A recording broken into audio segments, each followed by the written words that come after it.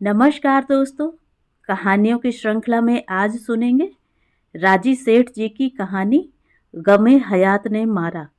लेकिन उससे पहले मेरा आपसे विनम्र अनुरोध है कि अगर मेरे द्वारा सुनाई हुई कहानियाँ आपको अच्छी लगती हैं तो मेरे चैनल को सब्सक्राइब ज़रूर करें, लाइक करें और अपने दोस्तों और परिचितों में शेयर भी करें।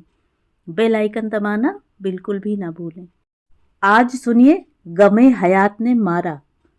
मैंने उसे तुरंत ही पहचान लिया था। विशाल सहन के बीचों बीच रखे बड़े हवन कुंड के उस पार वाले हिस्से में वह अपने घुटनों को बाहों में घेरे दत्त चित्त बैठी थी। लपटों से बनती भाप की थरथराहट के पास उसका चेहरा अचानक मेरी पकड़ में आया था। वह थी चन्नी। माथे की ढलुआ गोलाई को काटती सुघड़ नाक, भरे भरे होंठ, दंत पंक्ति में दाएं को अलग से उठा हुआ दांत जो दोनों होठों के मिलाप को बाधित करता था। चेहरा पहले से ज्यादा भरपूर, माथे पर बड़ी सी बिंदी जिसके चलते सारा मुखमंडल नया सा लग रहा था। उससे लगकर जो व्यक्ति बैठा था शायद उसका पति होगा। मैंने उमग कर अपनी बाह उठाई, सिर के ऊपर से जाकर हिलाई उसे सत्कारते हुए। आंख मिली थी, पहचान चटक हुई थी, पर वह साझा क्षण उसी निमिष टूट गया था। मुझे लगा उसी ने टूट जाने दिया है, मुंह फेर लिया है। अविश्वास को भ्रम का सहारा दे देना सहज लगा। हवन के समाप्त होने की प्रतीक्षा की। ओम अग्नये नये सुपथा पंडित जी उपासना मंत्रों के निकट पहुंच चुके थे। अपनी दोनों फैली हथेलियां ऊपर को उछाल जैसे रहे थे। लोगों को उपासना मंत्रों के उच्चारण में सम्मिलित होने को उकसा रहे थे। अनुष्ठान के अंत तक आते तो वातावरण काफी सामूहिक और समावेशी हो चला था। मृत्यु के प्रसंग की प्रगाढ़ता पिघल रही थी।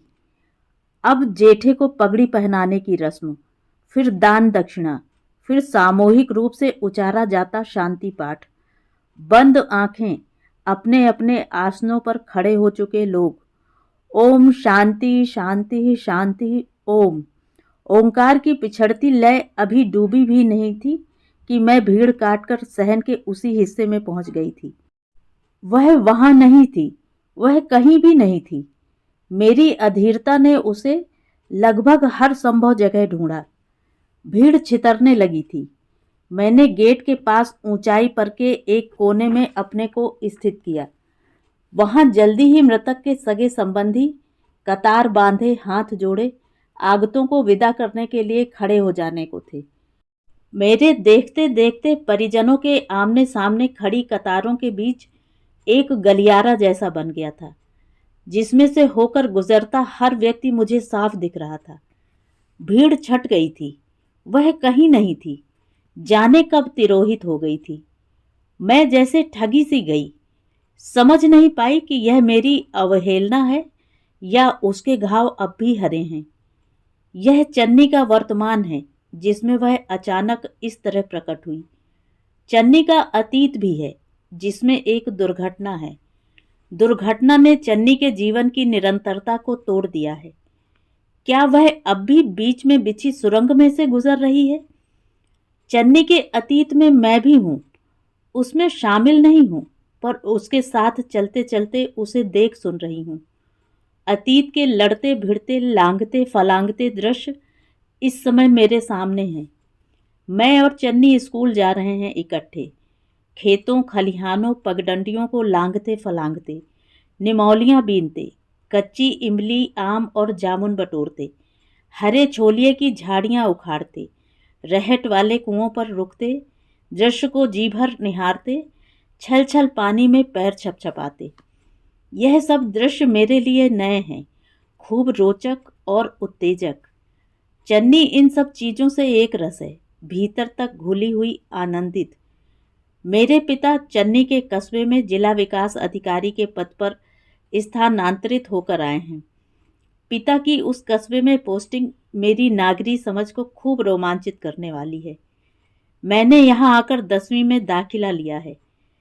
चन्नी उस कक्षा में 1 साल पहले से पढ़ रही है, शायद पिछले साल फेल हो चुकी है।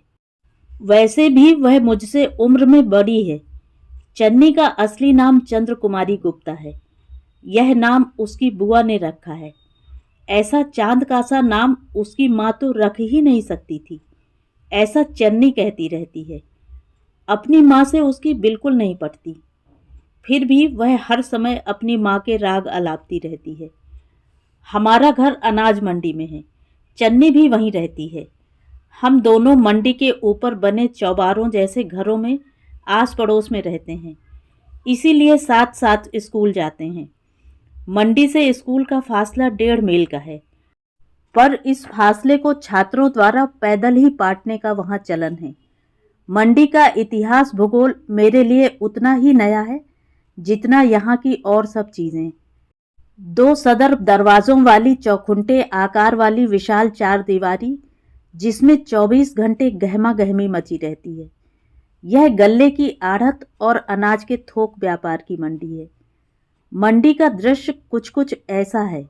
जगह जगह अनाज की ढेरियां, बोरियां, मवेशी, खुली और जुती हुई बैलगाड़ियां, दुकानों के सामने लटके भीमकाय तराजू, ढेरों व्यापारी, मजदूर, पट्टेदार, गुड़ की भेलियां, भिन भिनाती मक्खियां, तेल घी के पीपे, 24 घंटे जलेबियां छानते एक हलवाई की दुकान, मंडी के बीचों बीच एक हैंडपंप, एक परोपकारी कुआं, जिससे पानी की गागरें भर भर कर झीवर ऊपर बने घरों में पहुंचाते हैं।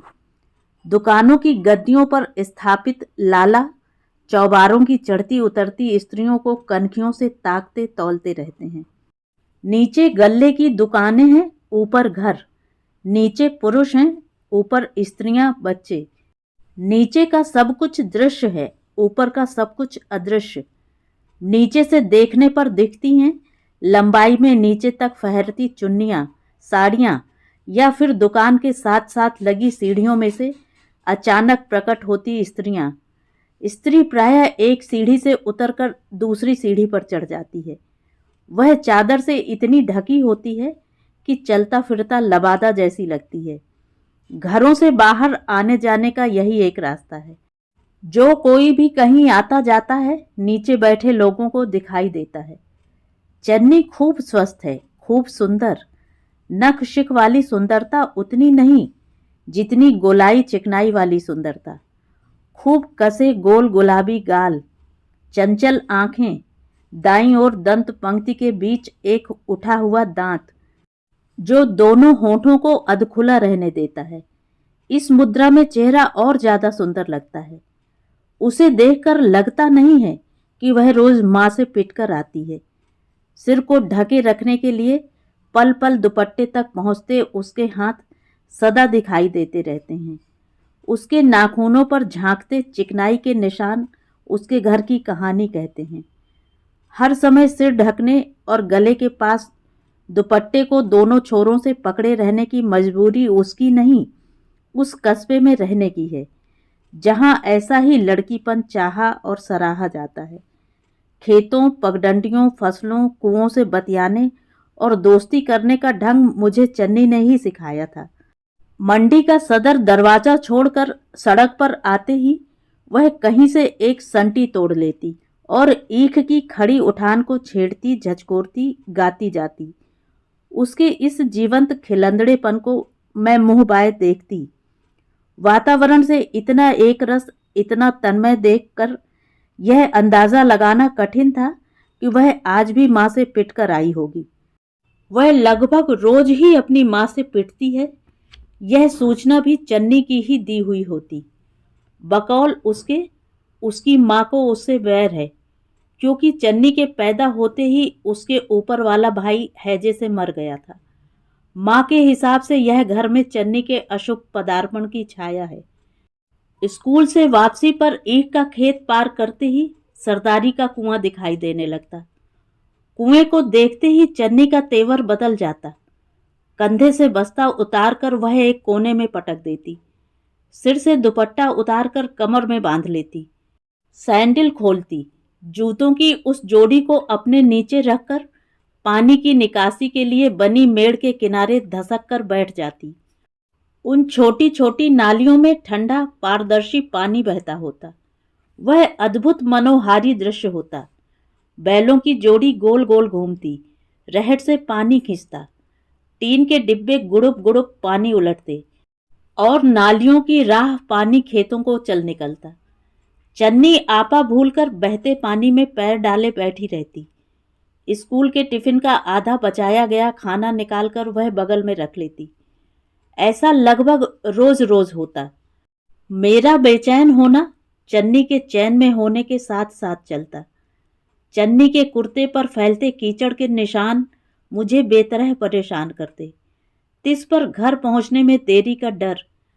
चन्नी उठना, जल्दी चल, नहीं तो मेरी मां मारेगी। चुप बैठ। पेड़ों पर बैठे तोतों को देखते चन्नी मुझे झिड़क देती। बताया नहीं था, मेरी माँ तो पूरी पागल है। जब मुझे पीटने लगती है तो उसका झोंटा खुल जाता है और फिर तो वह एकदम पागल लगती है। मैं तो चुड़ैलों जैसा उसका चेहरा देखती रहती हूँ। पिट रही हूँ इस बात की तो मुझे याद ही नहीं रहती।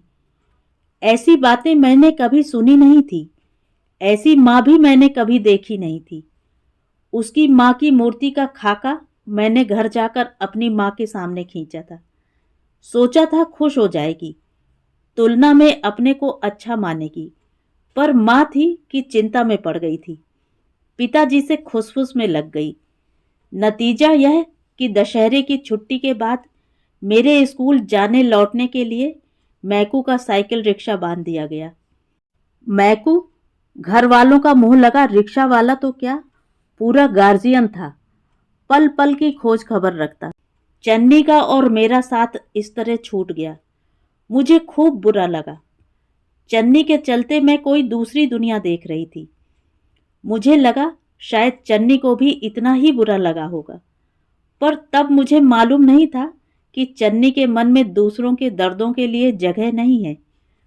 हो सकता है मेरा साथ छूट जाने से चन्नी को सुविधा ही मिली हो, नहीं तो क्यों सरदारी का ही कुआं, क्यों देर, क्यों बचाया हुआ खाना, क्यों वैसी तन्मयता और अतिरेक की देह को पड़ती मार ही न लगे। पहुंचे हुए लोगों की तरह अपने से अलग होकर वह अपनी माँ की त्वरा देखती रहे। कस्बे के इतिहास भूगोल के चलते हो सकता है यह दयालु कृपालु कुआं ही चन्नी नरेंद्र के लिए असली लोकल रहा हो। फरवरी का अंत का दिन, लीप ईयर की पूंछ लगी होने के कारण वह दिन सदा याद रह जाने जैसा है। वैसे भी उस दिन मेरे छोटे भाई का जन्मदिन मनाया जाना था। मंडी की ऊंची दीवारों में उगते सवेरे को एक उन्मादी आर्तनाद ने जगाया था। हवा को लपेटती दारुण चीखों का पीछा करते चार दीवारी में धीरे धीरे हो हल्ला गाढ़ा हुआ था। पता लगा अनाज के सबसे बड़े व्यापारी चौधरी चतुर सिंह चंदेल के लड़के नरेंद्र और घी तेल के सबसे बड़े आढ़ती गोकुल चंद गुप्ता की लड़की चन्नी ने विष पीकर आत्महत्या कर ली है। रेशम का कुर्ता पहनकर मरे नरेंद्र की ऐंठी हुई मुट्ठी में एक मुड़ा तुड़ा पत्र पाया गया था। उसमें जो तफसील दर्ज थी वह कुछ कुछ इस अर्थ की थी। प्रेम की राह में रोड़े अटकाने वाले पिता को दंड और अपने दोनों की एक साथ मुक्ति। आगे फिर मुक्ति की योजना का खुलासा किया गया था कि कैसे गुलाबी चुन्नी ओढ़कर चन्नी भी अपने घर में ठीक उसी समय जहर खाएगी, पर आखिरी आरजू यह है कि अर्थियां उठाई जाएं एक साथ। मंडी के सदर दरवाजे से दोनों अर्थियां साथ साथ निकलें, इकलौते की इच्छा मानकर। चौधरी चतुर सिंह चंदेल की संस्कारी अहंकारी उठान पर ऐसा हिंसक वार, वह भी अपने बेटे द्वारा। बेटा भी इकलौता, जिसे इकलौता ही रहना था, क्योंकि चौधराइन की जनाना क्षमताओं में चिकित्सा की गलत दखलंदाजी से खोट पैदा हो गया था।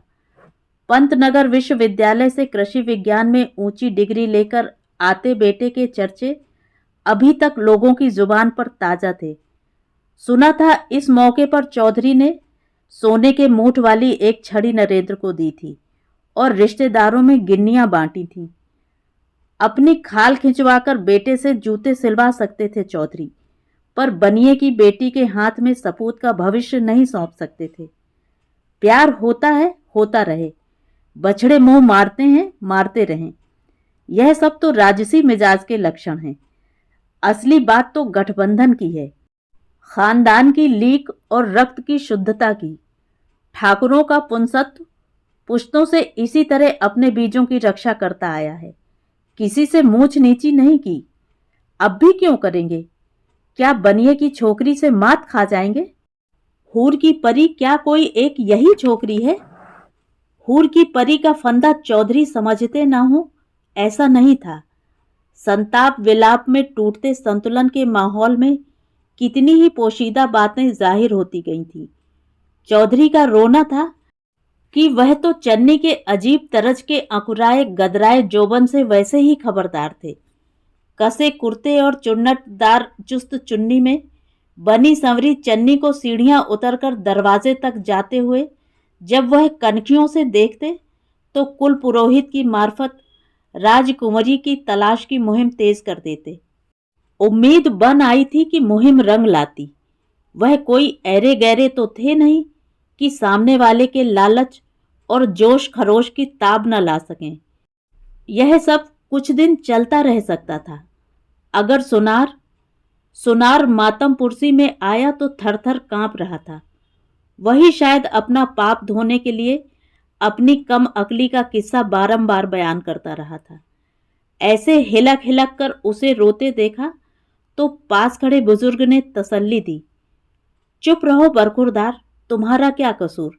यह तो होनी थी जो तुम्हारी देह में दाखिल होकर बैठ गई। नहीं तो जैसे इतने दिन चल रहा था और चल जाता, छोरा अपने आप संभल जाता। सुनार हाथ बांधे उनके सामने खड़ा है। गांव तकिए के सहारे मसनद पर बैठे चौधरी ने देखा, कुछ दिन पहले जड़त वाली एक मुंदरी आई थी हुजूर, रकम वसूली नहीं पाई। वैसे तो मर जाता खादिम, तकाजा न करता। दुकान आपकी है, पर वहम सा मन में आया कि कहीं ऐसा तो नहीं कि ताबेदार के साथ आपने रकम भिजवाई हो और वह बेईमान हो गया हो। वैसे मैं क्या जानता नहीं कि बेटे की तालीम याफ्ता होने पर जो बाप गिन्नियां बांटे वह क्या किसी की रकम दाब लेगा। पर हुजूर, अगर बुरा लगा हो तो गुनाह मुआफी। मुंदरी? कब? चौधरी पीले पड़ गए। गल्ला खोला, 100 के नोटों की एक गड्डी उधर फेंकी। लो गिन लो, जितने बनते हैं और दफा हो जाओ। चट मसनद से उतरकर उन्होंने गुरगाबी में पैर फंसाए। सुनार घिघियाया, रुकिए हुजूर, यह क्या गजब कर रहे हैं? अपने हाथ से गिन कर दीजिए, भूल चूक हो गई तो। पर चौधरी का ध्यान कहीं और था। मुनीम को पैसे गिन लेने का इशारा किया और खुद बाहर निकल आए। समझ गए मुंदरी कहाँ गई। बेटा दुष्यंत बनने को उतावला है। जाता हूं कुतिया के बाप को देखता हूं। उनकी पीठ के पीछे सोने की गांठें पक्की करने में लगा है तेलची। चौधरी घी तेल के व्यापारी गोकुल चंद गुप्ता को इसी नाम से पुकारते थे। गुप्ता को दुकान से बाहर खींचकर फिर से कसने उमेटने का इरादा मन में लिए चौधरी ने मंडी का आधा ही सहन पार किया था कि पिछली बार की झड़प में गुप्ता का उनके मुंह पर फेंका गया फिकरा याद आया। चल चल, पहले तू अपना घर देख, फिर दूसरे को चोर बनाना। यहां पहुंचकर चौधरी हर तरह से पतले पड़ते थे। पलट आए, दनादन सीढ़ियां चढ़ गए। वहां इकलौते से जमकर कहा सुनी हुई। पुरानी नस्ल नई नस्ल से बुरी तरह भिड़ी, सो उसका यह नतीजा। इतना आत्मघाती, आत्महंता। पछाड़ खाती चौधराइन और रेशमी कुर्ते में पल पल नीले से काले होते शव को वहीं छोड़कर चिंघाड़ते बाघ की तरह क्रुद्ध चौधरी गोकुल चंद की सीढ़ियों के नीचे आ खड़े हुए थे। वह तमतमाहट मंडी में हर किसी ने देखी। जाड़े के दिन शरीर पर केवल बांहदार बनियान, कमर में फेंटा, आंखें क्रुद्ध लाल। म्लेच्छ चांडाल, बाहर निकल, बढ़ा अपनी अर्थी। यह मत समझना मैं तेरी छोरी को दुल्हन की तरह लेने आऊंगा। चौधरी चीख रहे थे। इस ललकार का उधर कोई असर होता नहीं दिखा। चौधरी हलकान हुए जा रहे थे। पर उधर एक अटूट चुप्पी। खिड़कियां दरवाजे बंद, न चीख न पुकार न क्रंदन न विलाप, एक सुन्न सन्नाटा। चौधरी बौखला गए। तू क्यों रोएगा, क्यों रोएगा, तेरी तो छोरी गई, टंटा खत्म। कहते कहते वह लपक कर सीढ़ियां चढ़े और गोकुल चंद के दरवाजे पर 2 हथड़ मारने लगे। दरवाजा फिर भी नहीं खुला तो चौधरी का क्रोध पशुबल में बदलने लगा। अंदर खदबदाती हिंसा को हर हाल में अपना शिकार चाहिए था। अंततः दरवाजा खुला। जो लोग चौधरी के पीछे पीछे सीढ़ियां चढ़कर गए थे, उनके कथनों की कितनी ही चिंदियां हुई थीं, जो पूरे साल मंडी के आकाश में चीलों की तरह मंडराती रही थीं। कोई चौधरी के लाचार ढहने की बात कहता था, कोई तड़फड़ाते क्रोध की, कोई कैसे उस कांपती मिमियाती बछिया के सामने चौधरी का लाचार पौरुष एक घायल चीत्कार में जर्रा जर्रा हुआ था। सुना गया, पहले तो गुप्ता दोनों बाहें ताने दरवाजे को रोककर खड़ा रहा, पर चौधरी का इतना तन्नाया हुआ तेज वार सहन नहीं हुआ। पटकी जो ली तो सीधा तख्त से जा टकराया। माथे पर छुलछुल रक्त उछल आया। फुतकारता सा उठा, लपक कर अंदर गया, झोंटा पकड़कर सुबकती चन्नी को खींचता हुआ बाहर ले आया और चौधरी के पैरों के पास ऐसे पटक दिया जैसे कसाई के सामने पशु। ले ले ले, तू मरी नहीं है छोरी, अब कर ले इसका जो करना हो। पगलाए से गोकुल चंद के मर्दाने हाथ अब चन्नी की पीठ को तबले की तरह पीट रहे थे। चौधरी औसुन्न गुम, जैसे पैर चिपक गए हों, मुंह बाय देखते जा रहे हैं कि चन्नी अपने पिता द्वारा बेतहाशा धुनकी जा रही है, जगह कुजगह उघड़ रही है। अब मुद्रा टूटी, आगे बढ़े। गोकुल के हाथ अधबीच पकड़े, मरोड़े और परे धकेल दिया और खुद सीढ़ियां उतरने को वापस मुड़े। स्तब्ध हुई मंडी में अब एक दहला देने वाला लहरदार चीत्कार रमा हुआ था। बेटे की मृत्यु की दारुणता और निरर्थकता अब जाकर चौधरी पर पूरी तरह गरजी थी, विक्षिप्तता बनकर बरसी थी। ऐसा सिरकूट चीत्कार उस अर्थी की यात्रा मंडी की दीवारों तक को याद होगी। कंधे पर अंगोछा रखे अपने घर की निचली सीढ़ी पर शव यात्रा में जाने को तैयार खड़े गोकुल चंद को देखकर चौधरी उस पर झपटे थे। एक हांफती हुई फुतकार, मेरी किस्मत तेरे जैसी क्यों न हुई। बीच बचाव करते लोगों ने गोकुल चंद को साथ चलने से बरज दिया। व्यर्थ घावों पर नमक छिड़कना। उसके बाद की घटनाएं जल्दी जल्दी घटी थीं। विषाद, अवसाद, संवेदना के प्रसार में मंडी बुरी तरह घायल पड़ी थी। चौधराइन को बार बार आती मूर्छा जल्दी टूटती नहीं थी। नरेंद्र के चौथे से पहले ही चन्नी मंडी से गायब कर दी गई थी। इतनी जल्दी गोकुल चंद ने उसे कब कहां भेजा कोई नहीं जानता। 2-3 महीने के अंदर ही अंदर वह अपना धंधा समेटकर खुद भी मंडी से चलता बना था। मेरे पिता का भी 10 महीने में स्थानांतरण हो गया। यह सूचना कुछ खास महत्व की नहीं। पता नहीं चन्नी वहां रहती होती तो उसकी क्या दुर्गति होती। उठवा दी जाती या मरवा दी जाती। मंडी के लोग उससे कैसे पेश आते, मुंह बिचकाते या उसके जीते होने की खैर मनाते। देखा जाए तो उसकी नियति की सुरंग कितनी सकरी थी। मर जाने में तो हानि थी ही, जी जाने में भी हानि। अजीब सिलसिला था। मृत्यु बचाव दे सकती थी, जीवन नहीं। और वह थी कि शहादत के इतिहास में जाते जाते एक मनुष्य की तरह उठकर बैठ गई थी। कौन उसे सेहरा पहनाने को उत्सुक होता। कोई नहीं जानता उस रात के निचाट अंधेरे में क्या हुआ था। चन्नी ने विष पिया नहीं था या पिया था तो निष्प्रभाव रहा था। निष्प्रभाव रहे होने के हक में कोई तर्क नहीं जाता। जानते समझते इस आत्महंता कर्म में अपने को झोंक देने की उसकी इच्छा पर विश्वास भी नहीं आता। जाने कैसे इस समय मेरे सामने एक और दृश्य चटक होता जा रहा है। शायद दुर्घटना से 2 या 3 दिन पहले की बात होगी। मुझे छत पर अचानक ही चन्नी दिखी थी। उसने हाथ में सीक की लंबी झाड़ू पकड़ रखी थी और बनेरे से लगी ध्यान मग्न खड़ी थी। शायद छत साफ करने आई होगी। मैंने बुलाया तो आई नहीं, वहीं टिकी खड़ी रही। तुम भी तो आ सकती हो, बोली तो स्वर रूखा था। मैं गई तो सही, पर उसने कोई बात शुरू नहीं की। उखड़ी सी लगी, शिथिल, निरुत्साह, आंखें डूबी हुई, कोरी, अनजान। मुझे अजीब सा लगा, क्योंकि चन्नी और चहकना एक ही वस्तु के पर्याय लगते रहे हैं। पढ़ाई कैसी चल रही है? मैंने ही उसे ठेला। तू अंधी है? वह चिढ़कर बोली। मैं तो 10-15 दिन से स्कूल नहीं जा रही, पर तुझे क्या? तू कॉलेज जो पहुंच गई है, लाट साबनी। मैं हतप्रभ हुई, कारण देख नहीं सकी थी। देख सकी होती तो मुझे बुरा ना भी लगता, पर मुझे बुरा लगा था। चन्नी पर बुरा भला लगने का कोई प्रभाव पड़ा हो, ऐसा नहीं लगा। वह वैसी ही गुम बेध्यान सी रही। जरा ही देर में वह झाड़ू में से सींकें खींच खींच कर तोड़ने लगी थी। ऐसा करने से झाड़ू की मूठ ढीली होने लगी थी। यह तुम क्या कर रही हो चन्नी? मैं झल्लाई थी। मेरे मन में उसकी मां का विकराल चेहरा उभर आया था, पर उसने अपनी क्रिया जारी रखी।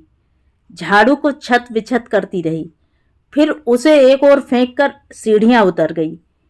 इस क्रिया का क्या अर्थ लगाऊं, मैं नए सिरे से सोच रही हूं। जिंदगी से प्रस्थान करने की खीज, क्षोभ, या कि वह अंतर्भाव कि उसे तो इस रंगमंच को छोड़कर जाने की इच्छा नहीं है। वह तो नरेंद्र है, जिसे अपने पिता को दंड देना है, और जो भी नरेंद्र तय करे, चन्नी को उसके साथ खड़े रहना है। मेरे मन को यह प्रश्न भटकाता है कि अगर अपने कर्म की नियामक चन्नी स्वयं होती, तो हो सकता है वह किसी दूसरी तरह से लड़ती, कोई दूसरा रास्ता चुनती। तलछट को थूक कर जीवन से भी जीवंतता का कण कण छीनने वाली चन्नी, कौन जानता है कहाँ चूकी होगी। मृत्यु का चेहरा डरावना लगा होगा, या जीवन का लोभ उन किशोरी हाथों में भारी तुलने को छटपटाया होगा। हो सकता है ऐसी साझी योजना न रही होती तो आवेश में कुछ भी कर बैठना आसान लगता, पर योजना की सुरंग में पहले मृत्यु के विचार के साथ अंदर घुसना, फिर दिनों, फिर घंटों, फिर क्षणों में सिमटती टिक टिक के साथ जीते जागते, देखते समझते एक अंत को चरितार्थ करना। हो सकता है नरेंद्र साथ होता तो भीतर का बल बना रहता, चाहे यह बल कितना ही आत्महंता था। अपने को, माता पिता को, समाज को दंडित करने की हिंसा से भरा हुआ। फिर चन्नी का एकाएक लुप्त हो जाना, जैसे किसी भंवर में खदबदाता जल अचानक जम गया हो। 5.5 सालों के अंतराल के बाद चन्नी मुझे अब दिखी है यहाँ, प्रदीप के पिता की 13वीं पर। मैंने उसे तुरंत पहचान लिया था। पहचाना उसने भी था, पर पहचान को माना नहीं था। मैं आहत हुई थी, पर क्यों आहत हुई? चन्नी के लिए मैं नहीं, कुछ और हूं। अतीत के घेरे से उठता हुआ कोई प्रेत। शायद शर्मिंदगी, शायद जवाबदेही, शायद चन्नी अभी उभरी नहीं है। पता ही नहीं जीवन को वह किस भाव से देख रही है। श्रद्धांजलि, पश्चाताप या पलायन। यह अध्याय बंद हो गया है, ऐसा सोचा था, पर ऐसा नहीं है। चन्नी फिर मुझे अचानक दिखाई दे गई। जिस बस में मैं बैठी हूं, वह शास्त्री नगर के स्टॉप पर आकर रुकी है। शास्त्री नगर टर्मिनल से पहले उसका स्टॉप है, इसलिए बस में छिटपुट यात्री बच गए हैं। फिर भी नीचे खड़े यात्री अधीर हो रहे हैं। पंक्ति आगे बढ़ रही है। मैं खिड़की पर हूं।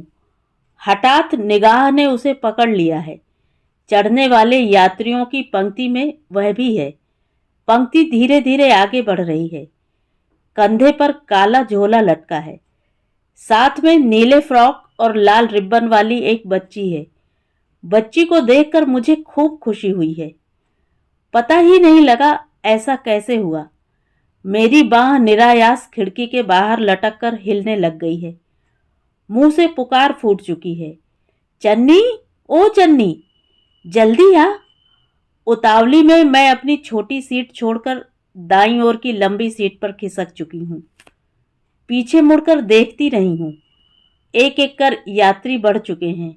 बस चल चुकी है। चन्नी कहीं नहीं है।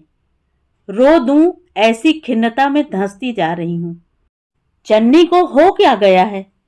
होने को इतना ही तो हुआ है कि फैसला प्रेम के हक में होता होता जिंदगी के हक में हो गया। यह भी क्या कोई छोटी बात है चन्नी? तुम क्या फिर से तुम नहीं हो सकती चन्नी? पर चन्नी वहां थी कहां जो सुनती? सोचा नहीं था चन्नी फिर दिख जाएगी। हम दोनों जरूर किसी आसपास के पड़ोसी मोहल्लों में रहते हैं, इसलिए उन्हीं उन्हीं रास्तों को पाटते काटते हैं। इसी तरह अचानक गुजरते टकराते हैं। आज भी वह मुझे दिखी है अपनी ही कॉलोनी के बाजार में। अब यह फलों की दुकान है। चन्नी जमीन पर बैठी है। पेटी में से सेब चुन चुनकर दुकानदार को दे रही है और तौल देने का संकेत कर रही है। बैठ जाने से उसकी कमर पर मातृत्व की स्थूल छापें टिकी दिखाई दे रही हैं। लाल रिब्बन वाली लड़की बगल में खड़ी है। इस समय इस असावधान मुद्रा में चन्नी तक पहुंच पाना एकदम आसान है, पर नहीं भी है। आदान प्रदान के जिस छोर तक मुझे पहुंचना है, वहां चन्नी एकदम अंतर्ध्यान है, निषेध से भरी हुई, अप्रस्तुत।